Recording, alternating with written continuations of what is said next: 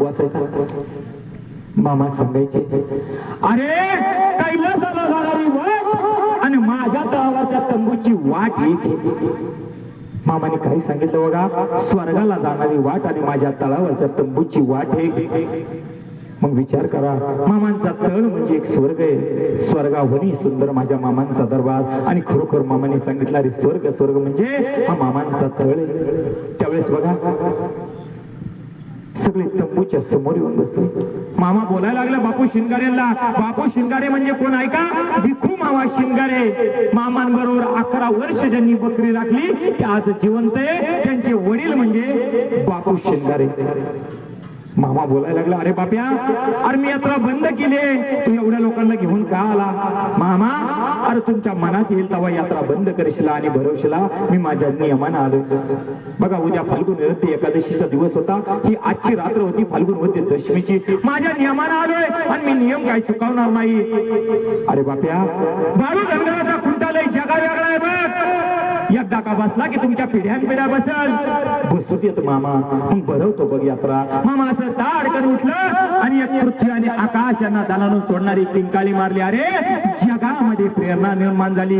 कुणाला आमंत्रण नाही, कुणाला निमंत्रण नाही. त्याच रात्री मध्यरात्री भंडारा उत्सवाची तयारी सुरू झाली. सकाळ दिवस उगवायच्या आत कुणाला आमंत्रण नाही, निमंत्रण नाही. आचारी मंडळी आले, कोणी धान्य आणलं, कोणी पैसे आणले, कोणी सरपण आणलं. जोरदार मोठा भंडारा उत्सव भरला गेला. भंडारा उत्सवाची सांगता झाली आणि मामानी बापू शिंगारे यांना सगळ्या रोकडी मंडळीला नारळ आणि भंडारा दिला आणि सांगितलं, आजपासून वालंग आणि हेडांचा मान तुझ्या रोकडीला बघ. तिथून पुढे 21 वर्ष भंडारा उत्सव मी त्या कापशी कोलेवाडी भागात झाला. 1966 साल फाल्गुन वद्य एकादशीचा दिवस. शेवट 21वा वर्ष तिथं होतं. नंतर मामांनी 4 सप्टेंबर 1966 ला समाधी घेतली. मामांचा भंडारा उत्सव जो आदमापूर गावामध्ये चालू झालाय, आज तागायत चालू आहे. मामांनी समाधी घेऊन 58 वर्ष पूर्ण झाले. भंडारा उत्सव घेण्याचं मुद्दाम कारण सांगतो. 26 मार्चला येत्या 26 मार्चला आदमापूर गावामध्ये पाय ठेवायला जागा नसणार. मामा सांगायचे, अरे हा भंडारा उत्सव कशासाठी?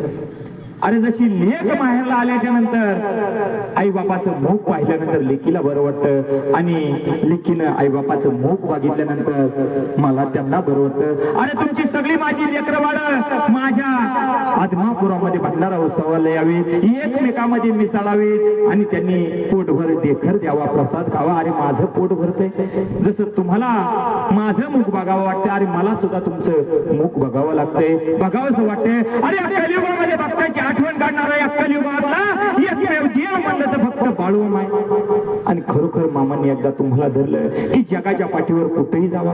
मामाने सांगितलं, पायाच्या टाचाखाली अरे मीच आहे असं समजा. असा जगाचा मालक बाळूमामा. असा भंडारा उत्सव चालू होता. भंडारा उत्सव एकदा चालू असताना पुण्याप्पा शिंगारे त्यांचा मुलगा 14 वर्षाचा होता. जन्मजात आंधळा होता, दिसत नव्हतं.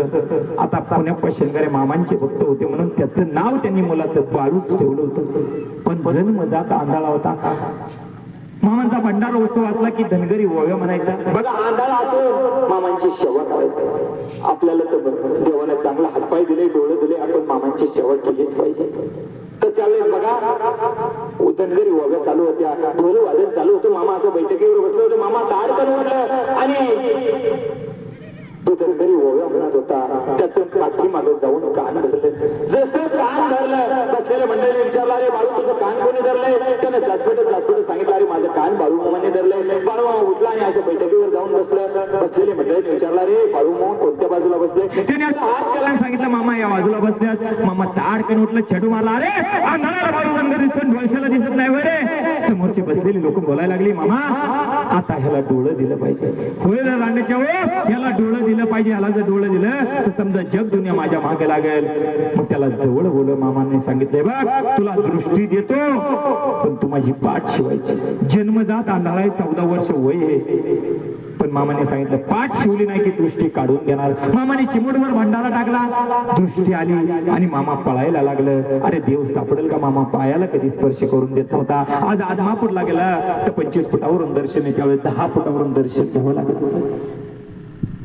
त्यावेळेस मामा पळत होता आणि त्यांच्या पाठीमागून तो पुण्याप्पा शिंगारेंचा मुलगा बाळू पळत होता. बघा दृष्टी मामाने दिली होती, पण शेवटी पळून पळून पळून पळून दमला. मामाने परत बंधारा टाकला, दृष्टी काढून घेतली. बसलेली मंडळी बोलायला लागली, मामा दृष्टी का काढून घेतली? दृष्टी दिली पण काढून घेतली. अरे या रांडच्यानी पाठीमागच्या जन्मात 4 खून केलंय, 4 बाया विधवा केल्या, कर्म तसंय म्हणून याचं दृष्टी घेतली. ह्याला जर आता डोळं दिलं तर पहिला खून बापाचा करल, 3 खून होईल. पहिलं 4 आणि 3, 4 आणि 3, 7 खून होईल याच्यातून. जितेची खोड मेल्याशिवाय जाता. मामाने सांगितलं ह्याचा संसार प्रपंच माझी सेवा केल्यामुळे चांगला सुखाचा होणार. दृष्टी नसून बघा आंधळा असून किराणा मालाचं दुकान व्यवस्थितपणे सांभाळलं, मुलं झाली, लग्न झालं, मुलं झाली आणि संसार प्रपंच थाटामाटात चालला. बघा आंधळा असून मामांची सेवा म्हणजे धनगरी ओव्या तळावर म्हणल्या काही सेवा करा. बकरी तुमच्या परिसरामध्ये आल्या, बकऱ्यांना उपाशी येऊ देऊ नका. मामाने सांगितलं ज्याचं माझ्या मेंढी माऊलीचं पाऊल ज्याच्या शेताला लागल, देव काहीतरी द्यायला येतोय.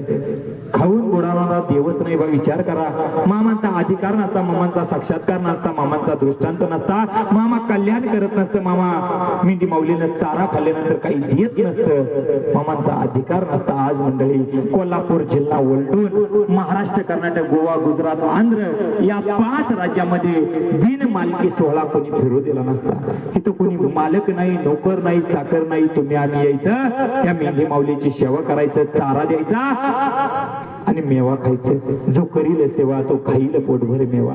माझा मेवा माझा भंडारा संपूर्ण जगापर्यंत फिरणारे. मामांनी सांगितलं होतं रे जगात निशाण फिरणारे माझं कोण रावणाचा आडवा येतोय. मामांचं वाक्य निशाण म्हणजे मामांची बकरी जगात फिरणारे कोण आडवा येतोय. आजपर्यंत मामांचा इतिहास तुम्हाला सांगतो.